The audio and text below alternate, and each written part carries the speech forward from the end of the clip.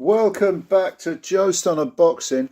Do you know, we often hear the phrase crossroads fight, referring to two fighters, neither of whom can really afford to lose. And at the weekend in Newcastle, at the Newcastle Arena, we have one such contest because LEWIS RITSON takes on Ohara Davies. This is this Saturday, March the 4th. And I'm not even sure who's showing this, if anyone's showing it, because if memory serves, Ritson was a probellum fighter, and I think Davies might have been as well. But of course, what with Fury's mate Kinahan and all that sort of business, I think probellum may have gone sort of bosoms northwards. I don't know if it's still going or if it suffered the same fate as as MTK, But anyway, hopefully someone will show it because I think this could turn out to be a very, very good fight and it's been overlooked. Now, Ritson, you remember a few years back, I mean, he was tearing up the place back in sort of 2018. He won the Lonsdale belt, the British title, came from nowhere, immediately got signed by Eddie Hearn. These were the days of when Hearn and Matchroom were on Sky. Smashed through British opposition. I mean, he did, what was it? I think he won the British title off Robbie Barrett, stopped him in 7 rounds. Then it was Joe Murray in a round, I think, and then Scott Cardle in 2, and then Paul Ireland Jr. was in 1, I think. So he was just crushing domestic opposition. And then he moved up to take on Francisco Pantera for the EBU title, and he lost a split decision, but I thought that was very much a it deserved to be a unanimous decision. Certainly I thought Pantera won by 3, 4, 5 points, something like that. But the brakes were put on his career. Then there was a real gift, I mean, against Miguel Vasquez. I think that was back in 2020, I want to say, just before. Was that a lockdown fight? One of those, I don't know, I can't remember. But that was a real gift. He won a split decision, but no way did he beat Vasquez. He did win a unanimous decision over Robbie Davies Jr. prior to that. But his career has stuttered, and he faced Jeremiah Ponce and got stopped in 10 rounds. And that was, I can't remember, there might have been one of those trinket belts on the line, get yourself a ranking by winning some international title or something. Anyway, he was dominated and stopped in 10 by Ponce. That was in 2021, and since then there have been a couple of fights. Last year he had one fight. I'm talking about Ritson, by the way. This is 2020. We're talking Zlaticanin, Dejan Zlaticanin, I think his name is. He won a unanimous decision over him. It wasn't a particularly, he dominated, but it wasn't a particularly impressive performance. I think prior to that, the previous year, he had, after getting stopped by Ponce, he had, I can't remember who it was against, but he had I think it was a 9th round stoppage or a retirement of some sort against an unknown opponent. But Ritson promised a lot when he was destroying domestic level opposition. People were saying he was going to be a big star. He's going to go onto world level, but he faltered at European level. He didn't even get to world level. Now, the same could be said actually of Ohara Davies. Davies was again smashing through half decent opposition, domestic level. What was it now? Derry Matthews, I think he stopped him in 3 at one point back in 2016, 2017. And, he won a decision over Andreas Scarpa. And he was looking all right. He wasn't looking too bad. But then, of course, he ran into Josh Taylor, who just beat the living tar out of him, stopped him in 7 rounds. And what is memorable about that fight isn't just the way that Davies was dominated, but the fact that he did quit. And I'm kind of a little bit lenient on guys who quit in the ring, because I think they got the right idea in MMA. If you really are getting the living tar beaten out of you, quitting, I don't say it's a good thing, but there is such a thing as living to fight another day. And I think I don't think everybody that quits can be put tarred with the same brush. I think some people just give up with when they've barely given anything, and other people give absolutely everything and just can't go on. And of course, some corners are braver than others. So I'm kind of ambivalent about the whole notion of quitting, but there's no doubt that against Josh Taylor, Ohara Davies did pick up a lot of criticism.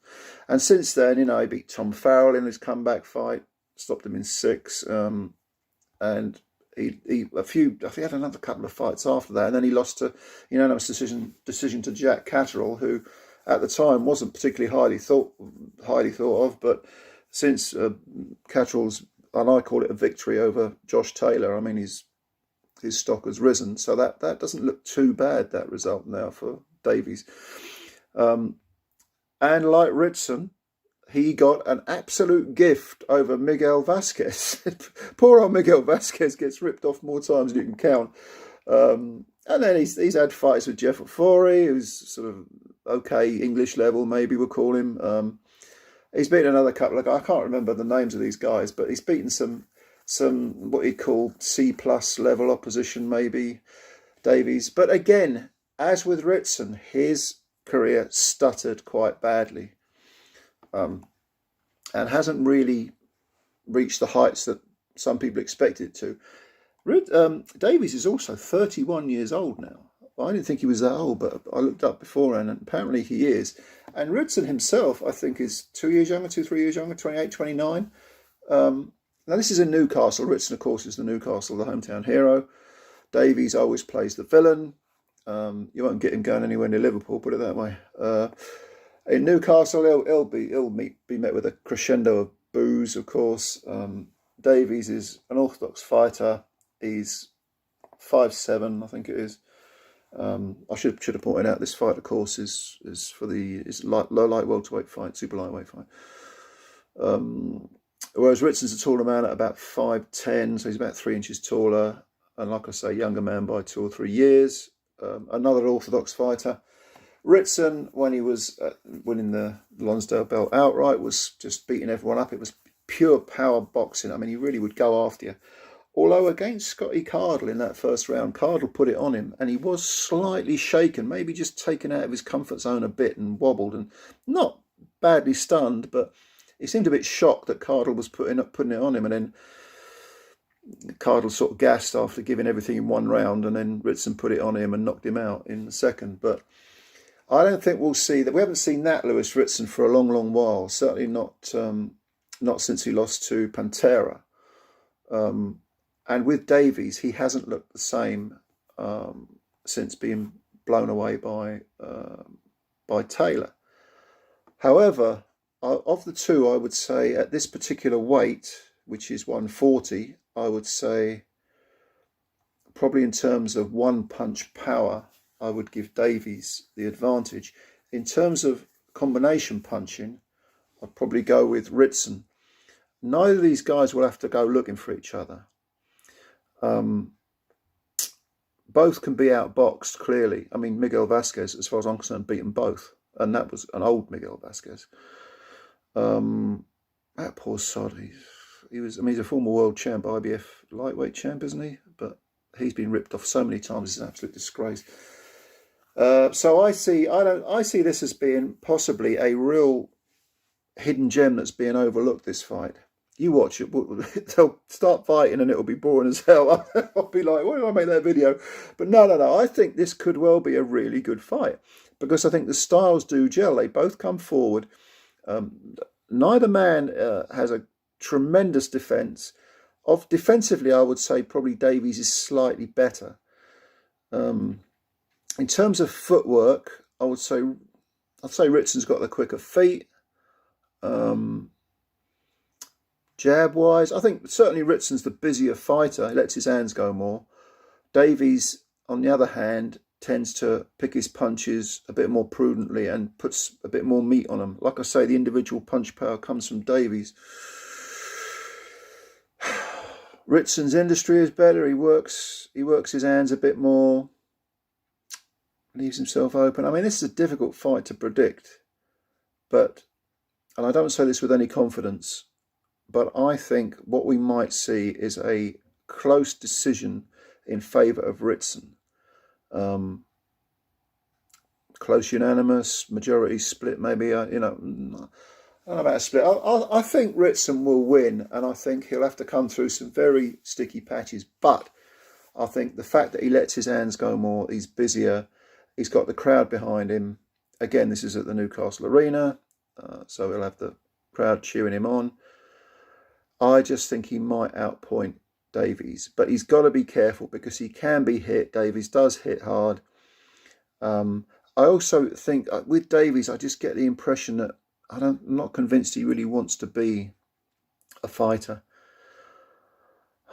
In the case of Ritson, I would say probably you could possibly make the argument for him as well. I mean, neither of them has looked particularly inspiring in recent years, but I just get the feeling that when they get down into the trenches, Ritson is going to be the guy that wants it more, especially in front of his own crowd. So I'm picking Ritson to win a close decision, 115-113, maybe a majority. One of the cards may be a draw. I don't know, but I'm going to go for Ritson anyway. But who's showing this fight? Because I could be wrong. Sometimes you expect a good fight, and it isn't. But I just feel that this could be like a little hidden gem. And both guys are probably past their best. They've both had their bubble burst, that's for sure.